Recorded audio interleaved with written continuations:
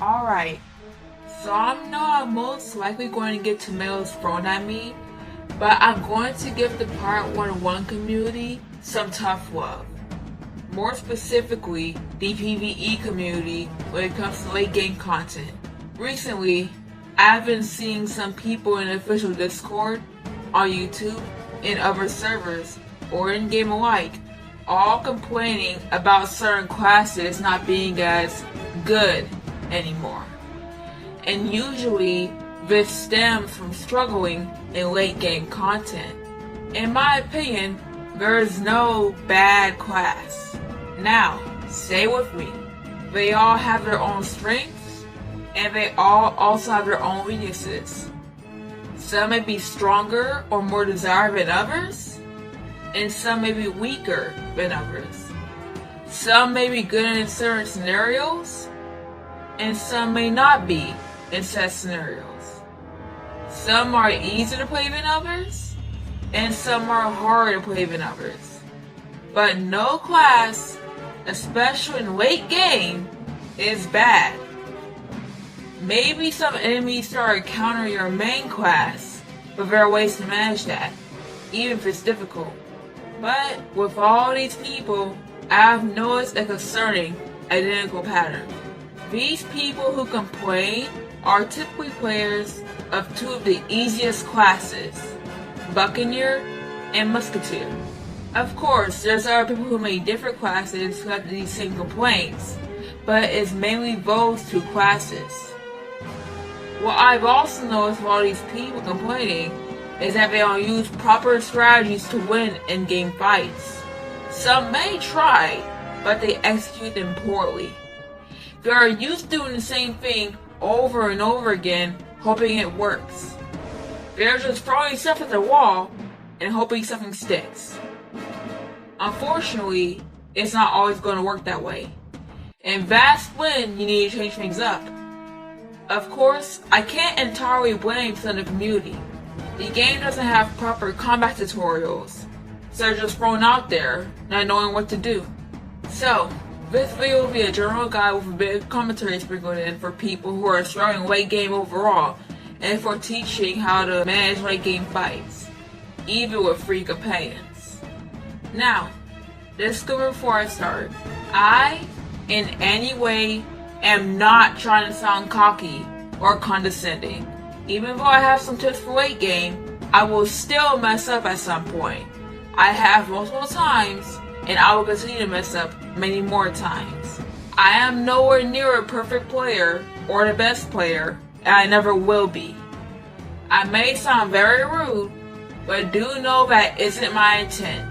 How I speak at times is how I try to get my points across, to get them tightly ingrained in your head, if you will. Now, with all that out of the way, let's begin. One of the hugest complaints I've seen yet was about free knockback epics. Overwatch 5, Repel Borders 5, and Ready Spell 5. There are a few ways to manage these, but people neglect them heavily. You don't have to run into an enemy and hope they miss. That's not too strategic, and that will most likely never work. Hoping a Musketeer, especially one in late game, misses in Overwatch 5 is like hoping King's Hour will drop an entire new world for Pirate101 with the pirate team's current state. Now, if you don't know how to counter these knockback epics, don't worry, I'll teach you 3 ways you can do so. The first way is utilizing hides. You can learn a hide from Morgo at Feet, the Swashbuckler trainer, and there's also gear that grant hides. I even use a piece that grants a hide on my Buccaneer. I know as most Buccaneers sleep on hides a lot, and just rely on charging at the enemy. That won't sell. Using a hide, you won't only bypass knockback epics, but you will also, of course, deal twice the normal damage when you first attack. The second way is utilizing body blocking. If you don't know what that is, basically, it's just using companions or other players to avoid getting knocked back. For example, I have a companion 1 square away from where an enemy with a knockback epic would use said epic on approach. I can use my pirate or another companion to walk in front of that companion who is close to the enemy with the knockback epic. When the pirate or companion is in front of the companion that will assist with body block, yes, the pirate or companion in charge of the knockback enemy will still potentially be hit, but it won't get knocked back. If you have accuracy buffs, you should be fine. If the knockback user is a witch hunter or musketeer, regardless, you shouldn't have a hard time hitting them and chaining on them, especially as a buccaneer. Walking through your companions or other players is somewhat the same thing, but this time, the companion that assists with the body block will be in a spot where a knockback epic will be triggered. In my opinion, this is a bit hard to pull off, because you'll need a companion or pirate in the spot where they get knocked back.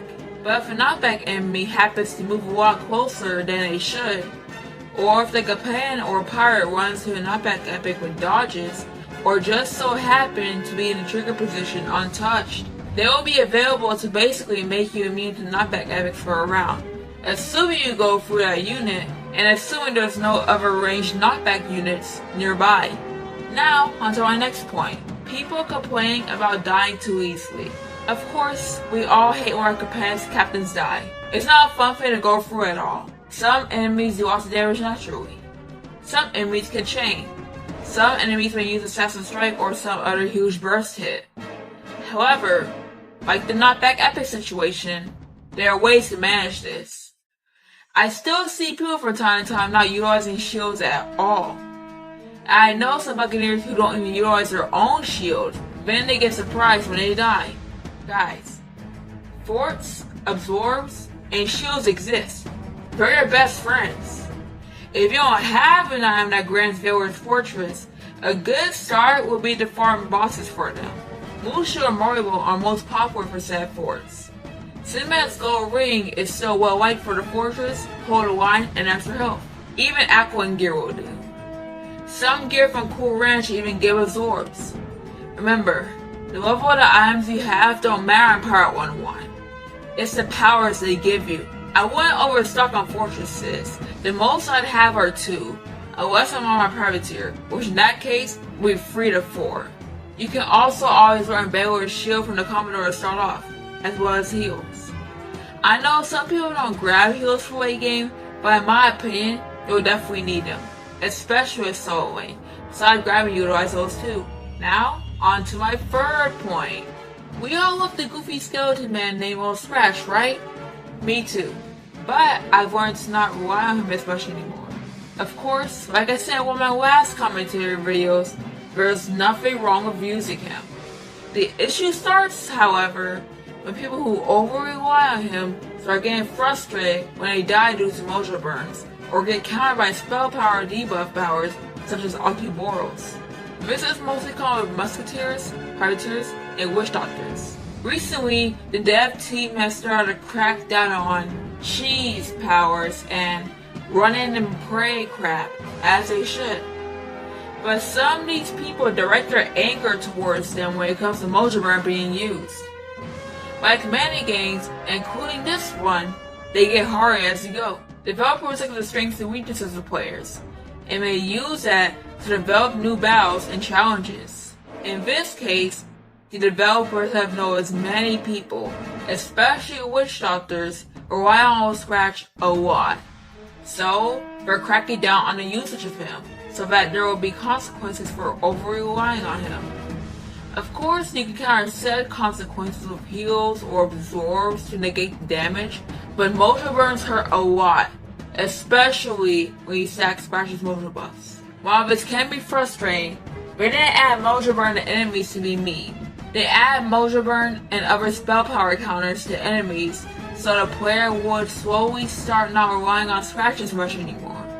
It's kind of like being hit in the face with some cold water, a reality check pretty much. Obviously, not only you and Scratch are going to be negatively affected by mojo burn, but others who receive mojo buffs will as well. The developers are trying to have players think outside the box and use different strategies and companions other than just the same 3. And nowadays, the companion is garbage argument isn't that valid anymore, since they have been reworking or buffing companions, especially free ones such as El Toro, Mormal, Sarah, etc. I could really only say this is somewhat valid if you're a free-to-play player who doesn't buy companions at all. In that case, yeah, options can be pretty limited, but in the past, even when my options were limited without Scratch, I thrived without him. It is possible to do late game content with purely free companions, even if it's a bit more difficult to do so. It takes a bit to stop getting used to bringing him in every solo fight, but this will help you in the long run. Plus, I'm pretty sure he wants a break, like, super badly. He's probably wondering when his huge ass raise is coming in for carrying the community on his back so much. We should totally have a quest about him getting a huge raise. Totally not saying that because he's my favorite companion, I want him to have more screen time. Also, KI, where's my Pirate's cameo where she rage Scratch like most of the quests? But yeah, back to the topic at hand. The more you rely on a single companion, and really doesn't go for a lot of them, the more you might just suffer late game. If mobs are starting to use Mojo Burn, that's a sign you gotta switch to something else if you don't do so already. Plus, Pirate without Scratch 24/7 is pretty fun. I recommend trying it out. There's also a content creator named Rookie Cookie who does no companion souls on every class. Yes, even including Wish Doctor. If you want even more inspiration, you should check him out. If he can get through the game without relying on Scratch or any companion at all, so can you. Sometimes I make these videos too, but they're mainly privateer solos. I'll have Rookie's channel linked in the description of this video. I hope I got this point across especially without sounding too mean. Now for my next point. First Strike Free. This portion of my guide is made for Swash mains, but I take notes regardless. So, I ain't gonna lie and say First Strike Free is pleasant to deal with. It isn't. At all. But I constantly see people say Swash is a bad class overall, especially when they run into these types of enemies. Now, I ain't gonna lie through my teeth and say Swash has an easy time winning against First Strike Free or Sin, because they really don't. Especially as highs are their main form of increasing damage. But, I will say there are ways to handle this, even if it's tedious. What I see some people doing is using highs for offense, which is fine, but I barely see people using highs for defense. Walking Darkness is in the last 5 turns for no reason now. When you use these highs, you can also use poisons to slowly chip the enemy down. You can also potentially critical these poisons, having them do more damage. You can tell you critical if your poison casting animation looks slower than usual. There will be no visible text that says if you're critical or not, so you have to pay attention to your pirates or companions' casting speed. Using highs for defense and using poison to chip down enemies' health is a great way to counter swashbuckler enemies. What if you need to directly attack them though? Personally, I'd only do so if I absolutely have to, or as a finishing blow. But what about the dodging match you'll potentially have to the enemy? Of course, accuracy buffs can help immensely, as well as hold free companions.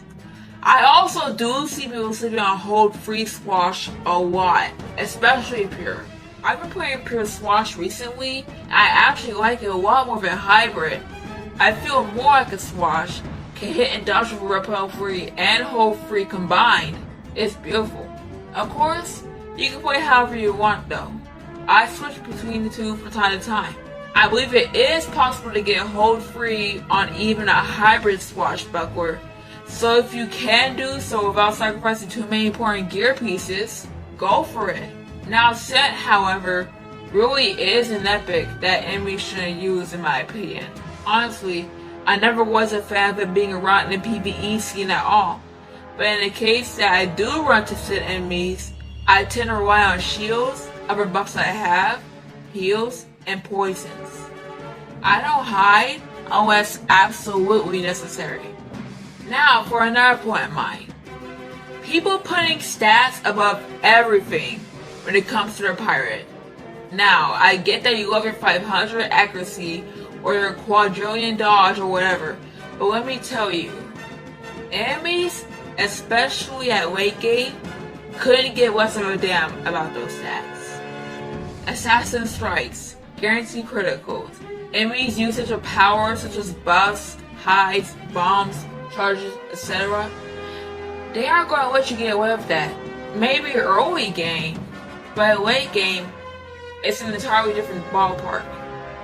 And quick fun fact, no matter the amount of accuracy or dodge you have, and no matter your level and the enemy's level, even if your stats are super high, a lot higher than your enemies, you will always have a 5% chance to get hit or miss if your accuracy or dodge are much higher than the enemies.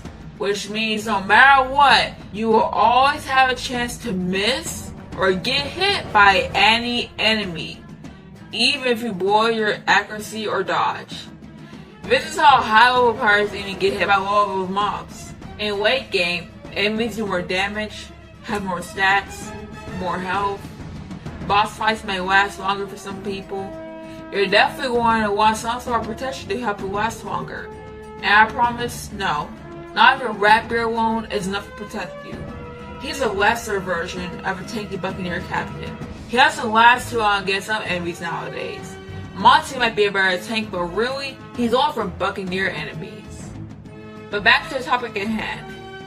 Not only shields and absorbs like over pirates have, but more powers in general. Especially for a class of Buccaneer, who already gets so few powers of and buffs, charges, and shields that don't even defend against magic, mind you. It'll help to have heals, shields, and a buff or two. Stats and epics aren't crap if you die in 2 rounds because you don't have anything to heal, buff, or defend yourself with. Of course, don't sacrifice all of your stats or epics for powers, but at least have a good balance between the three. You don't need rank 5 of everything, I promise. Now, of course, I'm not saying to not rock rank 5 of anything. That's your choice if you want to or not. I'm just emphasizing how much faith people put into epics and stats rather than powers. Now, for my final point. Lack of strategizing and diverse companion and gear usage. The biggest issue I see with the late game PvE community has to be the lack of strategizing and doing one thing over and over again, hoping it works. Hands down. People using the free sync companions, even if they're broken, but not using them properly or losing a fight, then decide to use them again, and the same thing happens, then they get frustrated and complain. Isn't a nice sight to see. When I talk to these people, I notice they use the same team or same equipment and hope that works for every single fight. Maybe that will arc 1, but late game isn't going to be as forgiving. If you try using the same strategy over and over, it's bound to not work at some point. And if you have no other set strategy or companion order in mind, you're probably going to be stuck unless you get help. I learned this the hard way. That's why you see me in some of my videos having different setups for different situations, whether it's switching between pets, weapons, or certain companions. Sometimes you'll even see me look at an enemy's class and set up my teams based on that alone. For example, for musketeer enemies, I tend to avoid using privateer companions because privateer's agility is so low, it's very easy to get chained to death as one. I tend to not bring musketeers either, as I prefer running up or having my companions run up and thrash musketeers. Also, those enemy muskets may have epics that counter my musketeers, so I won't really want a range war. Witch hunters aren't my top choice either, but they're not too bad to have around, though I really only bring them on Witch Doctor if necessary. I bring Swashbuckler and Buccaneer companions to do the cleaning up for me. Not only because they both do a lot of damage, but because of enough buffs, they can chain down and destroy enemies very easily. But what about Overwatch 5? That's what my Bellatrix hat is for. And I can also have my companions body block each other, or go for each other. I can also have them along the edge of the map. That also works. There's many ways to get around knockback epics. For privateer enemies, I avoid bringing Buccaneers because of their low will. Yeah, they can chain, But with the low will and Privateer's average strength, it's already clear who will chain more, and who will potentially die first. Musketeer companions are typically my best friends here, especially if the Privateers aren't ranged. If the Privateers are ranged, I may bring one depending on the epics, but that's it. I bring Swashbucklers as well to clean up for me. Yeah, they have low will, but Privateers have low agility. It will be a toss-up, but if the companions are well protected or used smartly, there should be little to no casualties.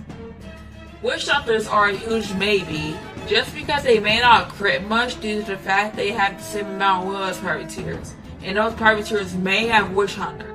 For Buccaneer enemies, I utilize Privateers the most, and other Buccaneers, mainly Monty or Ratbeard. Sometimes Swashbucklers as well, as their attributes also make their tussles a toss-up.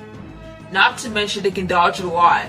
You just have to be smart with Buccaneers hold the line free. Witch Hunters are also a toss-up, but they're very squishy. Once a chain Buccaneer gets to a witch, it's probably over for them. This is where shields come into play, however. With enough buffs and care, Witch Hunters can definitely take down Buccaneers. Though, to be safe, I just stick with my melee options instead.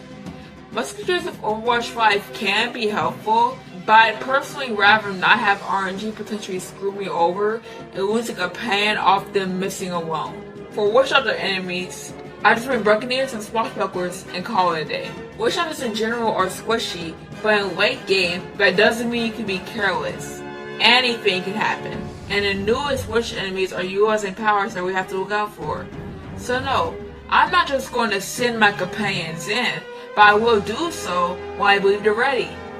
Buccaneers against Witches can be a toss-up, and if there's a Witch here who has ready on top of that, I have to be extra careful for Buccaneer companions. And finally, for Swashbucklers, hands down, I use Buccaneers that utilize hold the line free.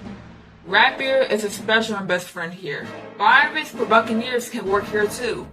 I actually find myself using him a lot more for Agrabah Souls than Ratbeard. Barney is pretty underrated, even late game. Yeah, he'll eventually get a rework, but he's still not bad to this day in his current state. He's really overhated by some buck mains. I'm very comfortable with using Witch Hunters against Watchers as well. Yeah, Swashbucklers can deal lots of burst damage, but their low will and Witch Hunters' moderate agility play a huge role here, especially if the Witch Hunters are chainers. Though, I really only bring them if you can buff their accuracy. Sometimes I bring Musketeers, but it's not too often. If needed, I'll bring Swashbucklers who have first strike free for the sole purpose of countering enemies' hides a little. For the specific scenario, I also equip Buccaneer companions, like Ratbeard, with first strike free. Now, you may have noticed something when I explain my team compositions depending on the fights. I always take my companions and the enemy's attributes into consideration. In short, I kind of look at Pirate101 classes like how I look at the Rochambeau wheel in Wizard101. Here's my personal wheel for these classes. And do know this is for PvE. PvP would obviously be very different from this. Buccaneer counts Musketeer. Musketeer counts Privateer. Privateer counts Buccaneer. And Witch Hunter counts Swashbuckler. And since Swashbuckler is in a bit of a weird place when it comes to attributes, I say they mostly count Privateers to an extent. Same goes for Musketeers, as Swashbucklers can be immune to traps or take less damage from them. They can also hide to avoid knockback epics. I say Swash covers two of these classes to an extent based off this alone, but if I had to choose a class it would counter the hardest, it would probably be Privateer. Witch Hunters could also get eaten alive if a Swash enemy hides and attacks, but the splash damage, drains, newest Ogun's Blessing, and punching bag, minion summoning, can help. A second one I use is one that intertwines with other classes. For example, Buccaneers and Witch Hunters counter each other because their attributes are a toss-up, and Privateers and Swashbucklers counter each other as their attributes are a toss-up. If only there were an even amount of classes though. This could be a bit easier. But yeah, I go by that to determine what companions I bring to fights. Rearranging powers helps a crap ton as well. I also see some people underutilizing their powers, like swashbucklers not using their poisons often. And yes, sometimes I see privateers not using their buffs often. A lot of these issues could be fixed by not only giving players better tutorials and teaching this type of stuff, but players being more open-minded, trying different strategies and playstyles. The game will always be in favor of the main class, and that's okay. You have every right to be frustrated, but you do not have every right to suddenly say a certain class you made is bad or undesirable because it struggled with this one thing, and you do not have the right to try to fight others who are trying to help you. That of course doesn't apply to everyone, but I have seen some people fight back against genuine advice. There are many more ways to play this game, so I recommend trying different things out. That's the fun part of Pirate in my opinion. The amount of build freedom you have for your gear and companions alike. Build diversity and creativity is the only way to learn. Suggesting broken powers or epics just to benefit a class, so instead of broken powers or epics allow players of said class to keep doing the same one strategy over and over again, just emphasizes the unwillingness to branch out and practicing uniqueness in a strategy game. Now, I apologize if it sounded really condescending, and I'm sorry if it sounded very rude. I'm most definitely not the best player ever, but I wish to share my knowledge and tips for potentially having a better time playing the game and its layer content. If you want more tips, please let me know, because I'll do everything I can to help. And if you have questions, you can always ask in the comment section. All I ask is that you be respectful and patient. Everyone, even you, has the opportunity to learn and correct mistakes that were made before. Asking devs to conform to our main classes or asking for easier fights is a solution. The only time a fight should be nerfed is if it's unbalanced and generally broken, like pre-nerf cement free. I love you all. I hope this video helps those who are struggling and are frustrated. And even if you're dealing with neither of those, I still thank you for watching. I may make another review like this later down the line. For now though, take care and I will see you next time. Bye!